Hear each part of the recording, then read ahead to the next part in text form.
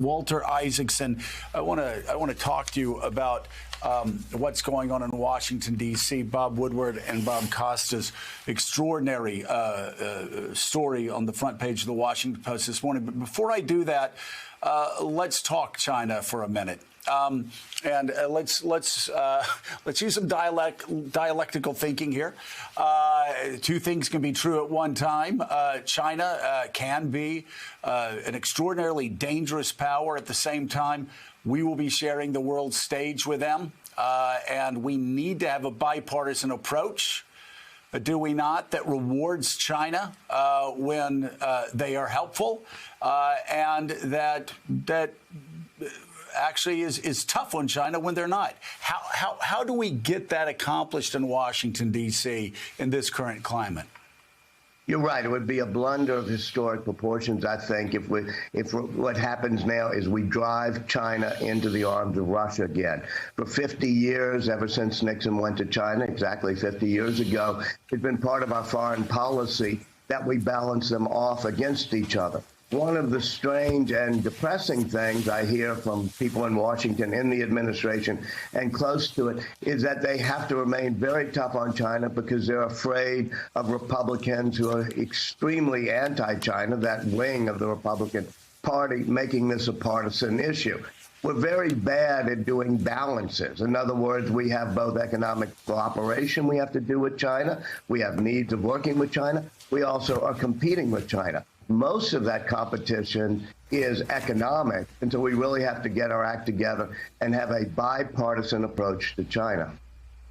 Yeah, and as I bring it up all the time, we were allies with one of the most evil men of the 20th century, Joseph Stalin. He killed 40 million of his own people.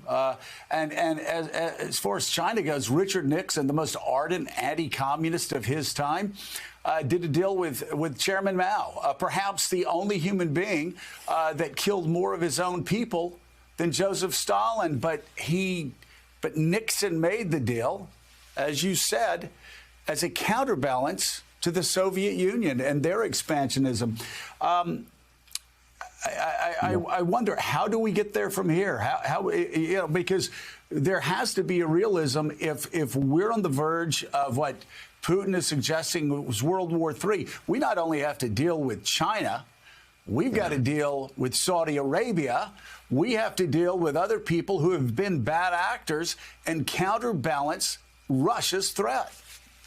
Absolutely. Sanctions are not going to work if China decides to violate them, or China decides it's going to continue to trade with Russia. Already, there's a lot of trade and energy with Russia. If they do it with the financial system, that's really bad. So the question is, how do you make it so that the U.S. has enough leverage economically? And to me, that means we have to be good and grow our economy. But we also have to do things like Biden is starting to do, which is start exporting liquefied natural gas. And the larger issue here is that we've been through 50 years of pure globalization, where every supply chain, every outsourcing of manufacturing has been done on a global basis. We are now reliant for microchips on China and Taiwan. We're reliant for so many things, whether it be nickel or cobalt, aluminum, the things we need. We're going to have to bring things back to the United States because I don't think in this dangerous world where we're trying to compete with China economically, balance Russia militarily, we can have Europe be totally dependent on Russian gas and us dependent on exports from China. And Walter, somebody that grew up as a newspaper man and knows a breaking story, a massive breaking story when you see one. I got to say, Gene and I were talking last night, and it's just one of those moments that stopped Washington with like you said, a gigantic wow. I'll tell you what, Gene, why don't you ask Walter the next question? So much to dig into here from your paper. Where did you well, yeah, Walter, I guess the obvious question, the heart of the question is, you have Ginny Thomas, who we see from these texts is completely off the rails. We have Justice Thomas. who was the lone dissenter in the decision that the committee could in fact get these materials turned over from the National Archives. How do we deal with that nexus? How do we deal with those questions that this raises about a sitting Supreme Court justice? Well, I'm going to focus on one thing, which is Chief Justice Roberts, a man of great integrity, a person who cares very much about the integrity of the court, especially at a time when everybody considers the court to be totally partisan.